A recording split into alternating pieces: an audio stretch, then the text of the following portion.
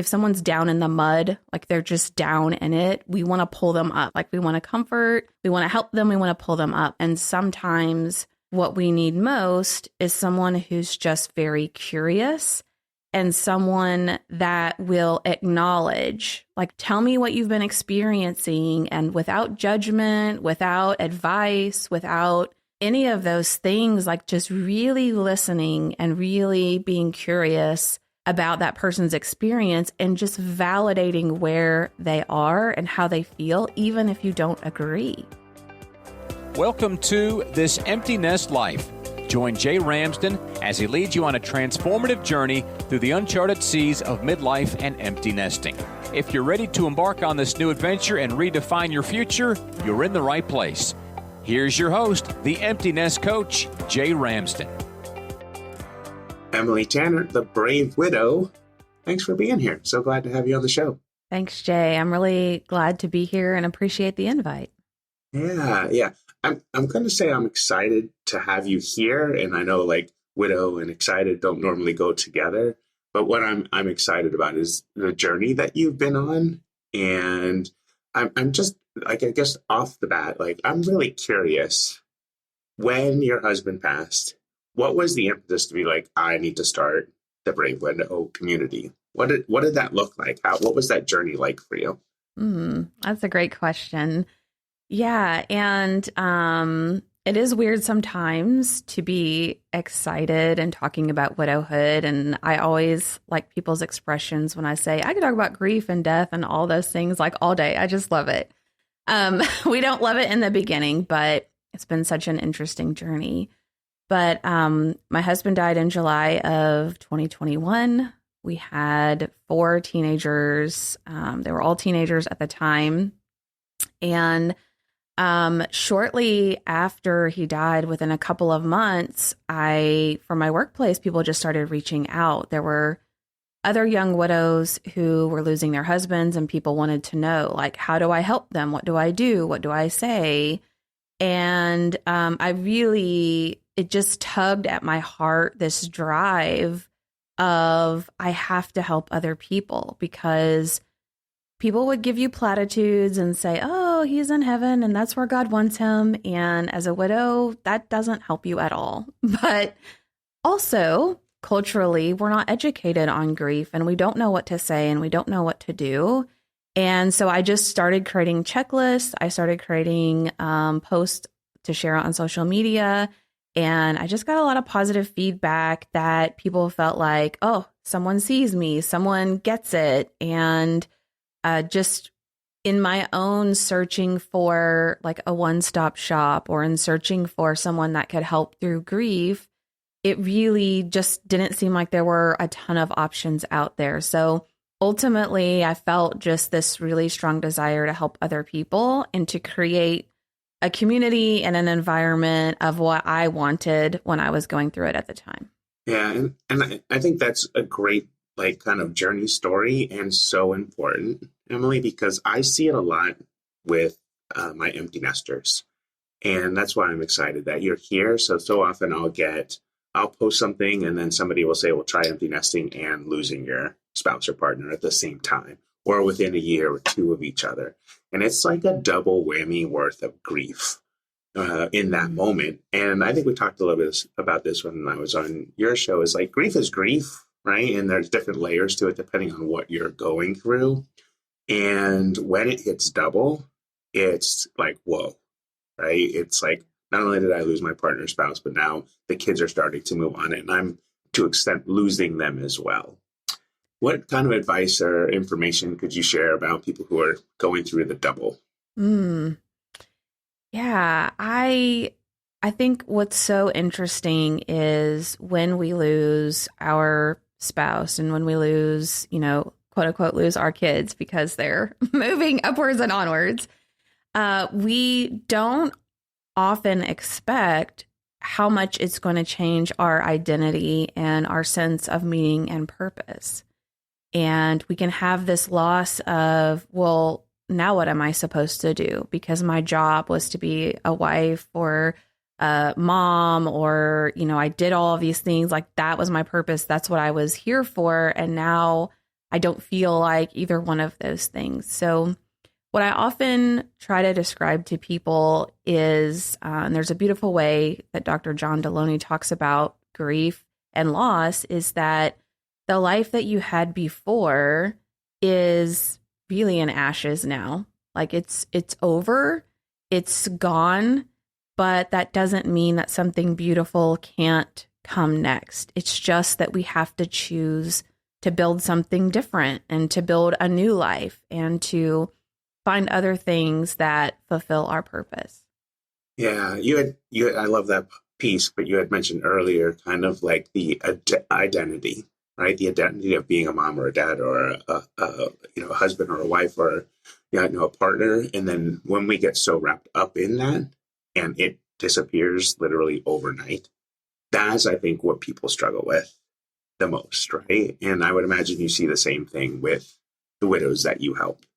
Yeah, that's one of the core things that I really focus on, is that emotional healing and processing grief is really just foundational. Whereas there are a lot of programs that's the sole and key focus, and it's very much needed. But as we look at the rest of our life, most of the time, the people that I work with, they come to me and they're like, okay, I did the emotional healing. I have processed my grief, but now what? Like, is this it? Is this what? Right. Who am I now? What do I do now? And so the emotional and the grief and the loss is really the foundation of building this new identity and creating this next version of who you want to become and what you want your life to look like. Yeah, and I think that's why I'm so drawn to your message, because it's similar to the message that I have. Is like, it's a life transition that happens in a moment, right? Mm-hmm. Your partner, your spouse passes away, and it is a moment in time. And then the question is like, okay, now what? And the same thing with when the kids go to empty nesting. And I was talking to other people recently, like the fires in LA. It's another life transition in a moment. Now what? Right? And so when we have these now what moments in life, it isn't necessarily, it is, right? Process the grief and the loss and the pain and the emotions in the moment. But then what's the next stage? Like, what's the next step? How do you help widows through that? Yeah. So really, I walk them through what I call 4 stages of widowhood, which could also be 4 stages of just creating this next part of your life, which is you've gone through this period of devastation. Then you move through this stage of like you're in survival mode and you're in a new routine, but it's not great. You're not excited about it. It's just what it is. And so then I start to work with widows and to help people start to explore what life could be. And I think about it like we're walking through this path in a forest and we can't see very far ahead and we don't know what's on the other side. Like, who am I? What do I like? What do I think I might like doing? And so similar to a toddler, we're trying new things and it's awkward and it's weird and we just do it anyway. And we form new relationships with people and we start sorting what this life could be and really gaining clarity on what we want for our future. And the final stage is around creating that, or if you want to think about it as manifesting it or bringing it forward into your life of what kind of life do you want to have? What do you want more of in your life? And how can you start tapping into that? How can you start engaging in those activities now to bring that forward faster? Yeah. What would most of the people that you work with say? Like, what do they want more of? Is there like a generic, or is it all over the place for your folks? Ooh, that's a really good question. I think most people want connection, someone, and a lot of the positives of learning, because we teach emotional intelligence, I teach attachment styles and communication, and it's a double-edged sword because on one hand, you learn a lot, you're elevated in how you communicate with other people. Having gone through grief and loss, you understand others as they're going through that much better. You can show up more. Mm-hmm. And on the other side, it kind of feels like you're leaving family and friends behind. Maybe they haven't had a great relationship with you. Maybe like one widow I talked to earlier today, she's had years of family dysfunction and just thought that's the way it's supposed to be. So people learn boundaries and they learn healthy relationships and communication, which is wonderful on one hand and also difficult. So what most widows are craving is someone who sees them, who hears them, who wants to understand like who they are and how they think, and just have that deeper sense of meaning and connection now that their literal other half is no longer here. Yeah, and I know a lot of people that you do work with find that in your Brave Widow community, right? They find that connection, that belonging, that understanding. How do they parlay that into life at home? So one of the things that we have fun teaching is how to meet new people and make friends. So I just teach them different strategies and things that I've used and other widows have used. Even if like I'm an introvert, I'm a homebody, I don't really care for a lot of small talk. I had to learn how to embrace that. I didn't always know what to say. So I teach people, whether you go to a conference or a local meetup, or you want to be that person that awkwardly asks someone else if they want to go out for lunch, like how to put themselves out there to start either nurturing existing relationships or meeting new people and building up those relationships over time. Yeah, so good. I had somebody share recently with me about just making friends, right? Or friends when you're older. And I think it applies here too. And there were 3 keys to that. And it was the same time, I think it was Mel Robbins. He shared Mel Robbins' collective. Mel was talking about it from her book, Let Them. And it was on the same timeline, like you're in the same spot in life. And then the next one is the same energy, right? And then finally it is like proximity, like who's close to you. So is there a way that you teach your widows to kind of find that for themselves? Like, I guess the proximity part is what I think of most is like, okay, how can I connect with other widows locally? Or what does that look like? Or I don't know if it's branched out for you in your membership where people are like, oh, I'm here. What does that look like?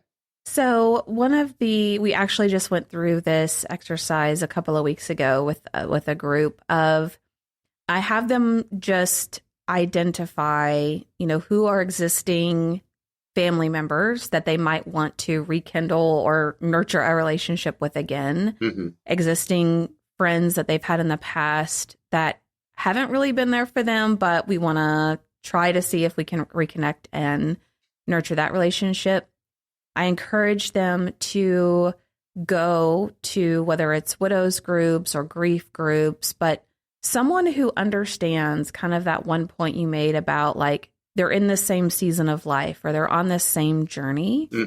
Someone where I don't really have to spend a lot of time explaining what it means to have lost a loved one, but we already kind of know. I just get to talk about it. And then I encourage them to develop friendships of people who haven't known them in the past, who aren't expecting them to go back to the way they quote unquote were, but who have shared interests or hobbies or goals that they have, whether it's a pickleball group or a real estate investing group or, a women's group, like whatever that shared interest or goal is, that they start spending time to that proximity principle a little bit more with those folks so that they have a really good, well-rounded support system of people around them that they can connect with on different occasions. Yeah, that's so good. And I think it's true for empty nesters too, right? If you're going through that and you're going through widowhood or widowerhood, right? That it is like take those steps and implement them to try and find folks that are close by that can support you. Because I think support is the biggest piece that sometimes folks are missing. You talked about the one widow who like just thought that's how life operated with family dynamics, and that's not always the case, and it can always change, right? You can always choose other family that's not blood, right, to find. Yeah. Yeah, that's true. And I think even in the case of someone who's an empty nester, you probably get all kinds of feedback from people of like, oh, you should be happy. This is the best time of your life. And you're just thinking to yourself, this is not helping me. Like, So true. So true. Yeah, I think that's like a good segue is like to how do we talk to people, whether it's empty nesting or whether it's someone who's lost a partner or spouse. And I saw a post recently too, again, about the LA fires. Like, how do you talk to somebody who's lost everything in their home, right? It's not like you're going to be great or you'll find someone new or, well, are you kidding me? Like empty nesting, this should be the best time of your life. You have no responsibilities. Like for the people who don't get it, and if you're listening, maybe you get it, right? Because that's why you listen to this show. But if you want to pass it on, like what are some things people could say to someone who's newly widowed or a new widower that can help, that aren't beyond like, it'll be okay, or, people are looking out for you? Like, what are some key words that they could use? yeah. And I get this question a lot, and I will say tongue in cheek, like sometimes the best thing you can say is just to listen. Mm-hmm. And there is nothing that people can say to take away the pain, to make someone feel better, to pull, like Simon Sinek sometimes thinks about this, like if someone's down in the mud, like they're just down in it, we want to pull them up. Like we want to comfort, we want to help them, we want to pull them up. And sometimes what we need most is someone who's just very curious and someone that will acknowledge, like, this is a bad thing that happened, or this is a hard time, or I can't really imagine what you feel. Like, what is it like? Like, tell me what you've been experiencing, and without judgment, without advice, without any of those things, like just really listening and really being curious about that person's experience and just validating where they are and how they feel, even if you don't agree. Like, oh, well, you should be happy you don't have kids at home. But if someone's expressing like, this is a really hard time for me, just saying like, ugh, that has to be really hard. Like, tell me about it. Like, tell me how hard it's been. Just acknowledging their pain or their hurt or where they are can go such a long way. Yeah. Yeah. And I love that you brought up Simon Sinek. I think Brene Brown says something similar. It's just to be like, yeah, that sucks. Right. And I'm here for you. Yeah. Whatever you need, just even to sit and listen or say nothing at all. Just be in a room together. Right. No words need to be spoken. I think that's sometimes the greatest support that there is, where you can trust that nobody's going to say anything or try to fix it for you. And so I love that piece about the mud. It's like sometimes you just got to get in the mud with your friends or your close ones. Yeah, and it can be awkward and uncomfortable and weird, and we don't like to see people cry. And one thing that Grief Recovery Institute teaches is, our natural reaction is to hug someone or to touch them or to, soothe them, when really we should refrain, which is awkward. Like, it's against our nature, especially right. for maternal people, because when we do that, it stops them from expressing and processing what it is that they're feeling. And so as awkward and weird as it can feel at times, just leaning into that and letting that person cry and letting that person be in their sorrow, and just allowing them to know, like, hey, I'm right here with you. You don't have to go through this alone. As long as it takes, I'm going to keep showing up. Yeah, I love that. The imagery that popped in my mind is when someone's coughing and you encourage them to keep coughing, right? It's like, that's how you process that particular thing. And it's the same with our emotions. It's like, encourage, like, I always believe like all feelings are valid, and to show them is the way that we process through them. Right. And I love that you brought that up. I think it's important for folks who aren't going through it, but maybe have a partner or spouse, or a friend, who have lost a partner or spouse, or who are empty nesting or whatever it may be, is just to step back and be like, yeah, I'm just here. Yeah, definitely. And there was a statistic I read that I want to say widows lose 75% of their social circle in the first year. most widows I know would probably say it's more like 95% instead of 75. But people, for whatever reason, I don't know if empty nesters have the same challenge, but it's like as you're going through this season of your life, we become very internal, right? We focus inward. Our world has stopped. We don't really reach out to other friends because we don't have the bandwidth to do that. But then people just disappear, and the people who we thought the most would be there and would keep showing up often aren't. And so just continuing to show up, continuing to reach out, that's, I think, one of the best things that people can do. Yeah, no, I love that. And, we, in my friend, like my close friend circle, I had one of my friends lose his wife, someone that we went to the beach with every year. This was like almost 5 years ago now. But one of the things that kind of I worked on with my other friends was to be like, okay, this is happening, right? Check on it. Like, this is your week to check. This is your week to check. Like, just let's make a purpose of like checking in and not to let that like disappear, right? And let's even just reinforce that throughout time. And so even when something new comes up now, 5 or 6 years later, it was, he had to give back a foster dog. His daughter had just graduated and was moving away. And there was, it was also the time, like the week of the anniversary of the passing of his wife. And so I just texted my friends and was like, hey, just want you to know these 3 things are happening. It may seem insignificant in individual pieces, but all 3 of them together, just send a text, just check on them. Yeah. And so I think that's so important for people to know. It's like, that's how you can actually keep somebody, from getting lost in the shuffle. Absolutely. And those, like the anniversary of his wife, those are dates that most people don't think to track or remember or put on their calendar, but to that person, it's a lot. So I'm sure he's very blessed to have you and your friends as support around him. Yeah. And I don't share it to like be like, oh, this is something. It's more like, hey, people, this is something you need to do for your friends in their lives, right? Yeah. This is how you show up as a friend in a time of need forever, right? It's such an important thing to support people that way. Yeah, I totally agree. Yeah. Ellie, I'm curious, like, what's one thing you have learned about yourself in this journey? Oh, so much. You can choose more than one. Okay.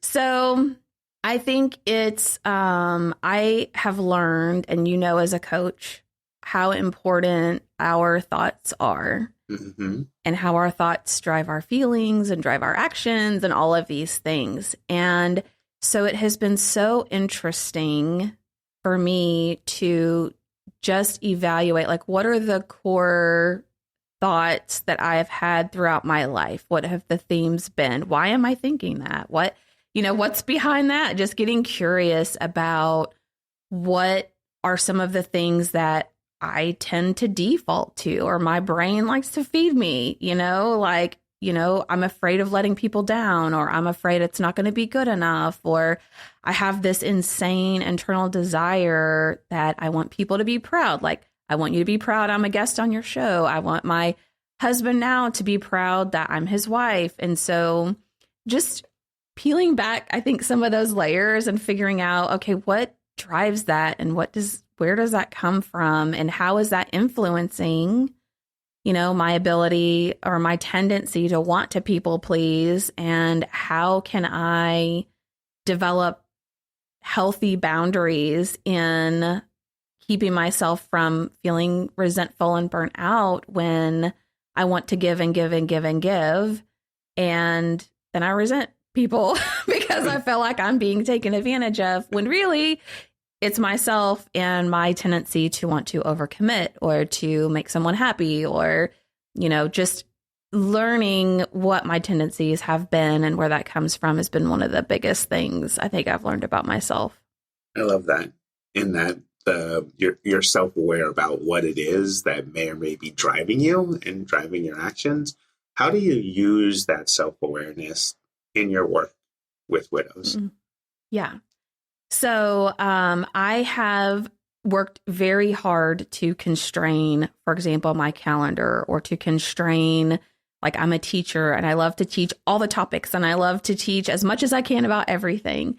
And so I really have to coach myself on not doing that. So, for example, when I started Brave Widow, I wanted clients. And so I would bend over backwards to be available, or to do evening calls, or had somebody that wanted to meet on the weekends. And because I wanted them to be happy, and because I wanted to appear accommodating, I would agree to those things. And I did a lot of classes in the evenings and things like that. But ultimately what would happen is, I had 4 teenagers, 3 still at home, and we have bunches of activities that happen in the evenings and on the weekends. And I just felt this frustration of, well, I have to teach classes in the evenings, and I have to do this and I have to do that.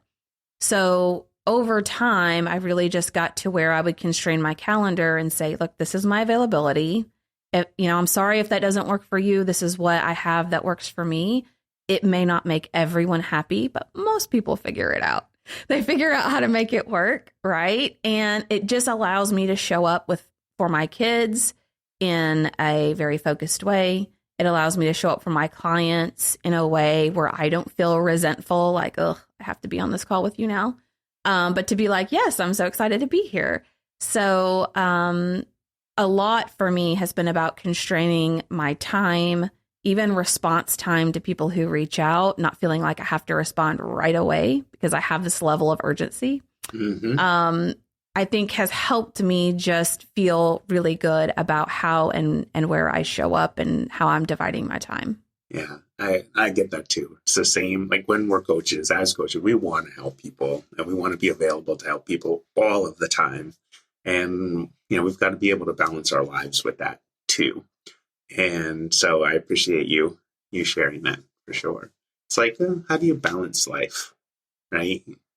Yeah, absolutely. And how do you sometimes I realize I bring things on myself. So if I respond to a lot of emails, or I use Voxer a lot for messaging, if I'm responding to those things on evenings and weekends, and when I normally wouldn't check them, am I teaching people like, oh, this is the time that you should reach out and message me because that's when you'll get a response? Versus like, okay, well, let's wait until a time where I have it scheduled. I know I can be consistent at responding at that time. And then I don't have to feel like I'm always on. Like I can have a time where I'm like, okay, I'm focusing on something else now. I'm taking a break. And it creates just a little more consistency in my life. Yeah. Thinking of boundaries, like what's like the number one boundary that widows need to learn? Is there one? Well, there's many boundaries. Actually, a lot of widows struggle with people pleasing and struggle with boundaries with it's really, to me, the expectations they put on themselves. Well, I should be able to do this. I should be able to mow my lawn, and I should be able to figure out all the passwords to all the websites, and I should be able to do my laundry. Like, how hard is it to do laundry? But when you're in such deep grief and you're going through all the red tape of notifying all the people, getting car titles changed over and all of that, the expectations you have on yourself should be significantly lower than what you're normally used to being able to do. And so I think sometimes that one of the biggest boundaries is that widows are resistant to asking for help and to being clear about like, hey, could you come wash dishes for me? Could you mow the lawn? Could you have someone do this? And so they don't have a boundary with what they expect of themselves. And therefore, it's really difficult for them to ask for help or to communicate what it is they need. Yeah, it's like stop shooting on yourself, right? Like yes, exactly. It's a paraphrase, right? But right, I can see where your mind went with that, and it was purposeful. Like, yeah, stop shitting on yourself. Like, should this, should that? It's like it doesn't help, right? It just layers on. But how do you teach people to ask for help? Yes, I have a whole course on that. And where we start is actually have a comprehensive list that people can use to even know what to ask for help with. Because in the early days, you're like, I don't even know. I don't even know what I need. I'm just surviving day by day. So we start by saying, like, here's a detailed list of all the things you could ask for help with. And either you can check it's a literal checklist. You can check the boxes to say, I need help with these things. Or you can give that list to family and friends and say, please let me know what you would be able and willing to do here. We teach widows how to make, specific requests like, hey, I really need to get my lawn mowed by next Saturday. Could anyone do it between now and then? So just being able to vocalize what they need help with, or if they're really uncomfortable with that, then either assigning someone to be like a personal liaison who will help coordinate help for them. So good. Or to even ask people like for recommendations, like, oh, hey, do you know someone who could help with some house cleaning? Do you know someone who could help with X, Y, or Z? And sometimes people, oh, this light switch isn't working in my kitchen. Do you know someone who could help with that? And a lot of times people will be like, oh, I could do that, or my brother could do that, or it kind of spurs people to want to be able to help. But if we don't vocalize with some specificity what it is that we need, then people don't know how to show up for us. Yeah, the specificity part, right? It's like there's this open list of things, and if you don't purposefully say X, Y, or Z, people are just going to leave it up to guessing, right? And I see that happen a lot with other things in life where, maybe there might be an instance and, somebody wants to start a meal train for somebody, and the next thing you know is your freezer is full of like 30 different casseroles. Is that what you really needed in the moment? But no, people didn't know how to help any other way. So unless you ask for it, they don't know what to do. Yeah. Yeah. And my number one tip, because I get this question a lot too, is like, okay, what should we give, to somebody who's grieving or going through a hard time, is like disposable everything, disposable silverware, plates, napkins, paper towels, like anything they don't have to wash, take care of, they could just throw it away. That helps make their life a little bit easier. Yeah. That's a great tip too. Such a great tip. Before I let you go, tell me what your life motto is now that you've gone through this journey. Oh, my life motto, as I've gone through this journey, is that currently what I would say it is how can this be true? Which is kind of a weird motto to think about. But I have found myself at so many times where I just thought something was really impossible. And in grief, a lot of times we tend to think very either or, like either I loved my late husband, I loved the life I had before, or I love the life I have now. We have a really hard time wrapping our minds around that two things can feel opposite but true. Mm-hmm. And so even if it's something like, I have 10 things I need to get done on my calendar today, and I start feeling really overwhelmed, like there's just not enough time. There's literally physically not enough time to get all of this done.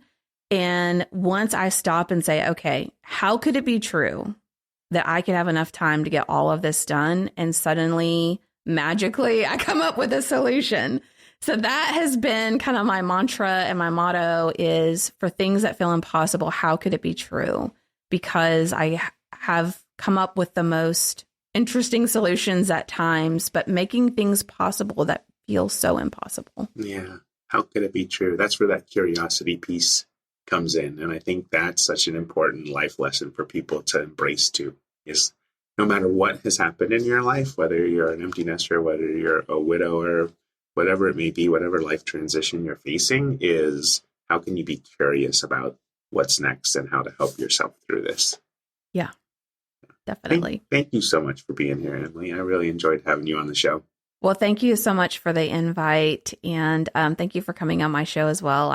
You're always full of great insight and value, so thank you. Well, thank you. Where can people find you if they want to connect with you? Yeah, they can go to bravewidow.com, and there's a contact me link there. And I'm also really active on Instagram at brave_widow. Excellent. Awesome. Put it in the show notes, and if people want to reach out to you, they'll know where to find you. All right. Thank you. Oh, yeah. Thank you. Are you ready to start living and enjoying your empty nest years? If so, head over to jasonramsden.com and click Work With Me to get the conversation started. This Empty Nest Life is a production of Impact One Media, LLC, all rights reserved.